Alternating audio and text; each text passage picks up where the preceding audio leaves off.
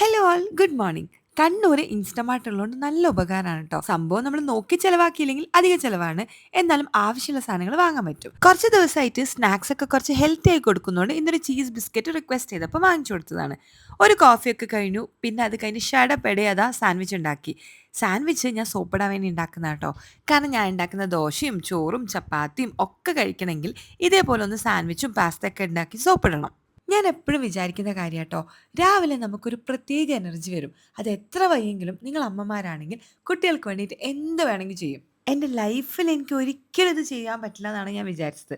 കാരണം 4 വർഷം മുമ്പ് ഒരു ആക്സിഡന്റ് ആയിട്ട് എൻ്റെ കാലിനൊരു ഇഷ്യൂ ഉണ്ട്. അതുകൊണ്ട് തന്നെ ഒറ്റയ്ക്ക് ഇതൊക്കെ എങ്ങനെ ചെയ്യുമെന്ന് ആലോചിച്ചു. പക്ഷേ ഇപ്പം ഞാൻ ഒറ്റയ്ക്കാണ് ഇതൊക്കെ ചെയ്തുകൊണ്ടിരിക്കുന്നത്.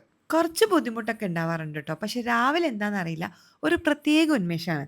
പക്ഷെ ഇതൊക്കെ പാക്ക് ചെയ്ത് മുടിയൊക്കെ കെട്ടി 2 ഇല ഒരുക്കി അവരങ്ങ് പോയാല് എന്റമ്മോ! ഒരൊറ്റ ഇരിക്കലാണ് ഞാന്. അത് കഴിഞ്ഞ് പിന്നെ കുറേ പണികളൊക്കെ ബാക്കിയുണ്ടെങ്കിലും അതൊക്കെ ഞാൻ മെല്ലെ ചെയ്യാറുള്ളൂ. പണ്ടെനിക്ക് ഭയങ്കര ഒരു വൃത്തിയായിരുന്നു. വൃത്തി രാക്ഷസി എന്നൊക്കെ പറയില്ലേ? അതേ ഒരു സ്വഭാവമായിരുന്നു.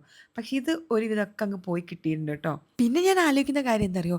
ഡെയിലി വ്ലോഗ് എടുക്കുന്ന ആൾക്കാരെ സമ്മതിക്കണം ട്ടോ. അത്ര എഫേർട്ട് ഉണ്ട്.